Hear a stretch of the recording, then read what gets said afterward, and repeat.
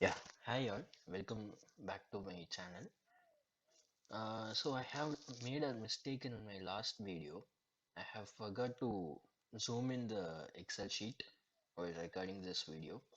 So I got feedback like it is not visible and it's not so clear. So I have decided to redo the complete video of data validation part 1. So let's go ahead. First example, it's going to be the classic example. So let's take a attendance tracker.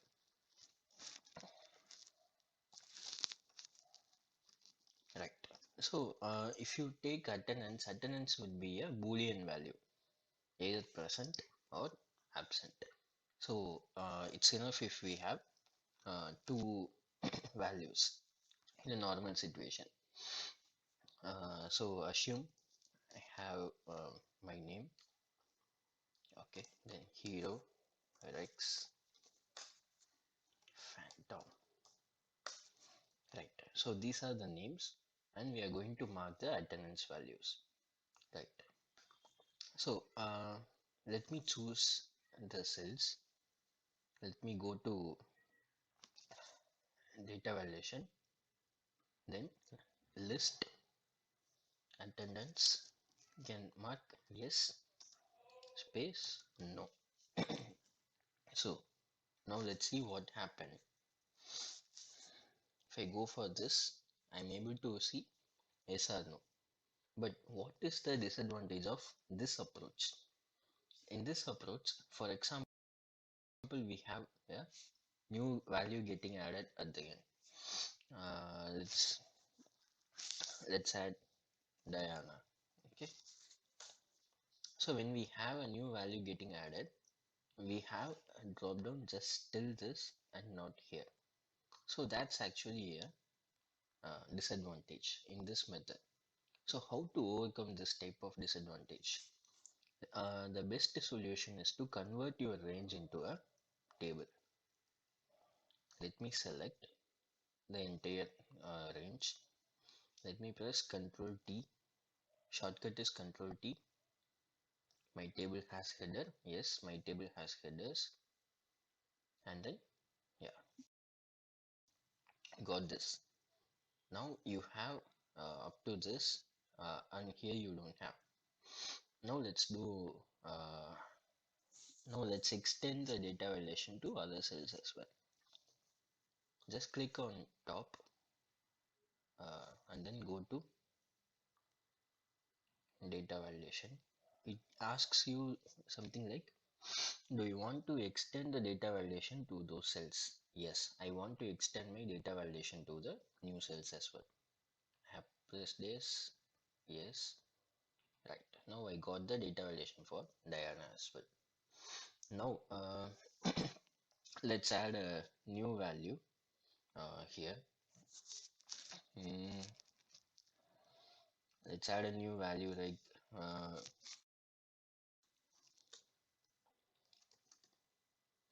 Cyril. I'm getting the data validation automatically. So data validation also grows along with the table. So always use tables. That's the ideal solution for data validation. Now let's see how to get a dynamic list for data validation.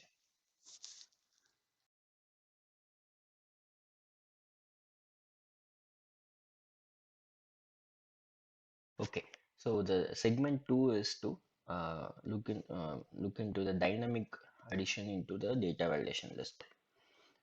Let's start with the example of a issue tracker. If you look into the issue tracker, we used to have a column for issue, and then a column for cause, and then a column for issue owner.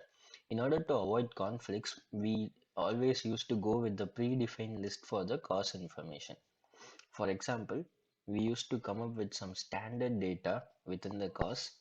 So cause list, let me have a, so I go to my variable sheet and I'm going to add a list of cause information which I am aware of. Network issue, database issue, hardware failure, application error, and then UI error. Right. So I have a list of cause which could actually cause a issue. Now, the first key information is, the first important step is to convert this range into a table. Convert this into table. Right. So now we have actually converted this range into table. Let me give that a name, cause list.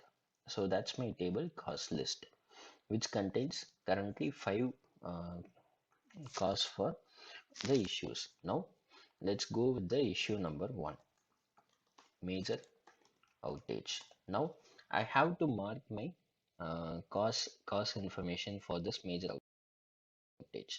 Now let's see how to do that. In order to do that, you have to select the complete column, go to data, data validation. Now select the value as list. Now go to source, click in. So if you click on this text box and if you just move out of this window, you must be able to see that the mouse pointer has completely changed into that square shape, which means it is ready to pick the range. Now let me go to the sheet and let me select this range. Alright, now I'm able to see the drop down list here for this cars. My issue is going to be the network issue. So I had my major outage due to the network issue. So I hope that's clear. Now let's uh, data issue. I mean, let's say uh, data corruption is my issue. And what could have caused this? It could have been caused by database issue. Now, um, now let's go ahead and add a case. Now assume we have encountered a new case for this. That is, it says that it is working as expected. So in this case, it could be the end user error. It need not be a issue with your application at all. Now you need to add a new category here. Currently you don't have a category for that end user error. It's all we have is network issue, database issue, up to the UI error. We don't have any separate category for the end user error, which needs to be added. Now let's see how to get that added. And we are expected to see that getting populated end user error. It could be a business issue as well. Now let's see if that is added. That's cool. So it gets added automatically. Even we can see that option, see that cost getting added in all the cells. So what happened in the background? So actually the range which we have chosen is a table. If you choose a normal range instead of a table, that doesn't has that capability of uh, expansion or automatic growing, but a table has that capability of automatic expansion. That's the reason when I have added a new value here, it got expanded automatically. So even if I add another cost, it gets expanded automatically and you will be able to see that information here, no issue at all. Cool. So I hope the first trick is to convert this range into table and point that table. I hope that's clear. Now, now let's go to the trick number two. It's actually based on trick number one, that's converting into table, but we are going to add something on top of that. Now let's select this and then go to data validation. So you must be able to see the range A5 to A11 and it keeps growing along with the expansion of the table. But this is not the ideal way to define the cell ranges into the data validation. We must avoid giving the ranges into the data validation. So how can that be avoided? we have something called name manager here. So the name manager is type of a label that we can give for a range. Now let's do this. Just follow me along. Cause actually it will not allow me to keep the same name as my table. Cause list. Now let me go to this, and it has actually selected the complete column cost list of the table, and the scope is workbook. So that's actually important. I'm going to have the scope as workbook. So what it means is across this workbook, if you type this value as causal list, that is in that will indirectly refer to this column in the background.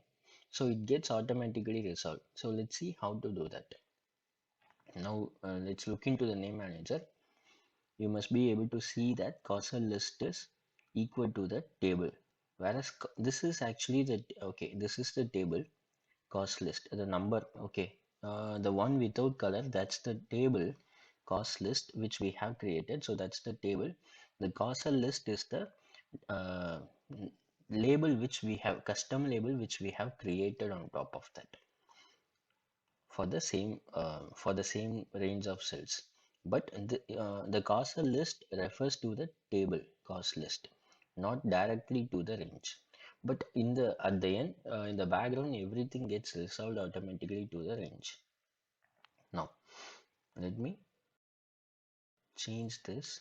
Go to data validation. Data validation. Now instead of this, delete this. Let me delete this. Press F3.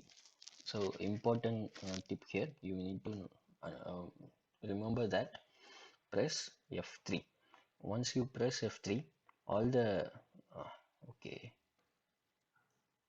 just a minute. I think okay. Once you press F3, all the information that is present in the name manager will be visible there. Here it is, causal list. So causal list, okay. So my this is my data validation. I'm not referring any range directly. Instead, I'm just referring to the name causal list. Whereas in background, this causal list will resolve into my table name manager. If you look into causal list, it will in an indirect way it will refer to the table. So this is another way where you can avoid any clumsy expression, or because you don't need to reselect the values. This is actually one of the best way to uh, keep the data validation in more understandable way. Now let's say let's add a new cost information like uh, third party here. Right? Let's see. It should have get added automatically third party error. Right. So that's the key point. Now let's try with another column as well. Team members. Now let's add the names Rex, Hero, uh, Phantom, oh, Phantom, Devil, Diana. Now these are the team members. Let me convert this into a table. Let me name this as team. Then okay, now I use another convention as well. Normally I used to start this with underscore, so that it will be easily identifiable to understand that it's a name manager range which we have defined in a custom way. So let me name this as team, and let me select this entire table. All right. Now if you go here, issue owner, and then data validation, go to list, and then press F3. So here I got underscore team. Right, that's it. Rex Hero Phantom Review Diana. So I got it. Cool. So this is the dynamic way to get this one added. So let me. I just okay. That's it for the video. We'll catch you up in the part 2. Thank you so much.